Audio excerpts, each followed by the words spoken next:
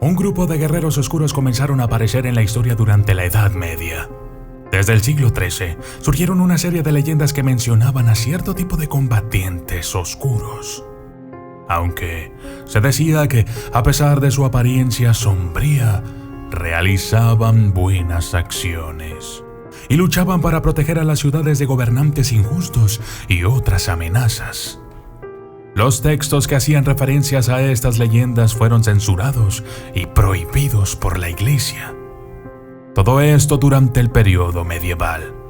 No obstante, la historia de uno de estos personajes, conocido bajo el nombre de Ashur, perduró a lo largo de los siglos. Yo soy el documentalista, y esto es Los legendarios Caballeros Negros. Desde las sombras hasta la luz, desde el misterio y la intriga, tocando temas tabú. Y descubrí en medio de la terquedad que existen mundos paralelos. Y a través de mis errores conocí la humildad, haciendo un pacto con el cielo. Yo soy el documentalista. Los Caballeros Negros y las leyendas artúricas. La figura del Caballero Negro aparece en varias leyendas artúricas como un motivo ambiguo que a menudo surge como competidor de uno de los caballeros arturianos. También es el papel que han tenido un par de caballeros. Como ejemplo del primero, Sir Percival lucha contra un caballero negro después de intercambiar anillos con la esposa del otro caballero, creando confusión y conflicto. En la segunda referencia al caballero negro artúrico, vemos a Sir Lancelot disfrazándose de caballero negro. Pero el ejemplo más conocido de un caballero negro en las leyendas artúricas es, sin duda, Sir Morien, hijo de Sir Agrupil y una princesa mora, lo que hace que se le denomine con este título debido a su linaje africano. Ashur, el asesino de reyes y el sacerdote salvador. El origen de los caballeros negros está estrechamente relacionado con la leyenda de Ashur, un caballero que se mantuvo hábil y fuerte a pesar de su avanzada edad y que se especializó en el asesinato de reyes y otros nobles. En algún momento del siglo XIII o XIV había un rey con un poderoso enemigo, un rey de otra tierra que oprimía a su pueblo. Desesperado por derrotar a su oponente, el rey envió un mensaje llamando a Ashur a su corte. Una noche, el rey se despertó y encontró a Ashur cerca de su cama, acechándolo. El asesino había entrado en su castillo sin ser detectado, lo que demostraba su habilidad como asesino. Ashur preguntó al rey a quién tenía que matar y el rey le dio la orden. Ashur aceptó la tarea, pero dijo que primero comprobaría las afirmaciones del rey de que su enemigo era un malvado opresor. Ashur entró en la ciudad fortaleza del enemigo del rey y fue testigo de la crueldad del gobernante. Su tarea de asesinar al rey seguiría entonces su curso. Ashur descubrió que un viejo sacerdote que en su día se había levantado contra la crueldad del malvado rey estaba prisionero en el calabozo. Tras cumplir su orden de matar al rey, Ashur, conmovido por la historia del sacerdote, decidió liberarlo de la prisión. Entró en la mazmorra y encontró al hombre en muy mal estado. El sacerdote encarcelado estaba muy débil y apenas podía mantenerse en pie. Por desgracia, el sacerdote resultó ser una carga, lo que dificultó la huida de Ashur. Mientras llevaba al anciano fuera del calabozo, el caballero resultó herido. No obstante, los dos se subieron a un caballo, escaparon de la ciudad y se dirigieron al bosque. El caballero negro había liberado a la ciudad de su malvado rey y había escapado. Sin embargo, con la gente persiguiéndole, Ashur comprendió que no podría atender sus heridas a tiempo y descendió del caballo, diciéndole al sacerdote que no le frenaría y que debía continuar.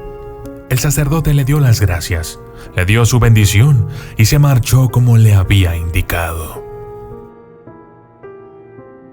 La lucha por el alma del caballero legendario.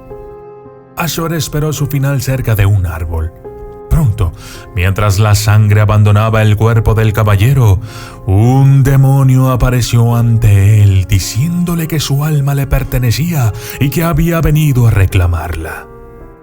Antes de que el demonio pudiera llevarse el alma de Ashur, apareció también un ángel, diciendo que el alma del caballero le pertenecía y que había venido a llevársela al cielo. Al parecer, las buenas acciones del caballero habían sido un poco más numerosas que las malas, y había sido perdonado. Cuando las dos entidades se disponían a enfrentarse por el alma del humano, apareció una tercera entidad. En ese momento, el ángel y el demonio dejaron de luchar como si se hubiesen congelado. La tercera entidad no tenía forma. Para ser visible, había aparecido como una figura con un manto negro. Sin embargo, no se veía nada que saliese del manto, ni manos, ni pies, ni cara. Esta tercera entidad era Il Separatio, el anónimo, el guardián del equilibrio universal, el que no puede ser nombrado. Il Separatio se enfrenta al caballero negro. El anónimo es la personificación de la neutralidad perfecta. No es bueno ni malo. Está más allá de todas las divisiones. Il Separatio habló y dijo que el caballero había hecho tanto el bien como el mal. Por lo tanto, ni el ángel ni el demonio podían reclamar su alma. Pertenecía a Il Separatio. En ese momento, tanto el ángel como el demonio desaparecieron y el anónimo se volvió hacia el caballero. Las heridas de Ashur se habían curado. Se levantó y habló con Il Separatio. La entidad le dijo a Ashur que se había liberado y que ya no pertenecía al sistema. Estaba fuera de él, más allá de él. Il Separatio le dijo al caballero que podía hacer lo que quisiera, que podía vivir todo el tiempo que quisiera, que podía viajar a cualquier lugar, incluso a otros planetas. Cuando se aburriera de todo esto, entonces debía llamar a Il Separatio para que se presentara ante él una vez más y le contara el verdadero propósito de su existencia. A Ashur se le dijo que, como ya no formaba parte del sistema, sus acciones ya no importaban para el mundo. Si hacía cosas buenas, otros harían cosas malas, y que el equilibrio universal no cambiaría.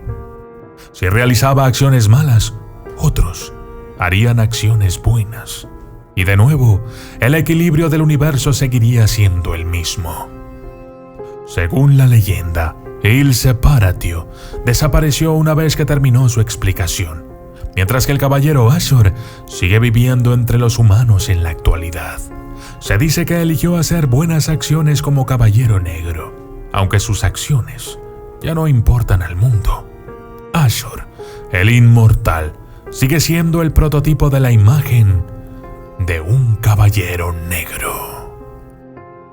Y yo soy el documentalista, y esto fue Los Legendarios Caballeros Negros.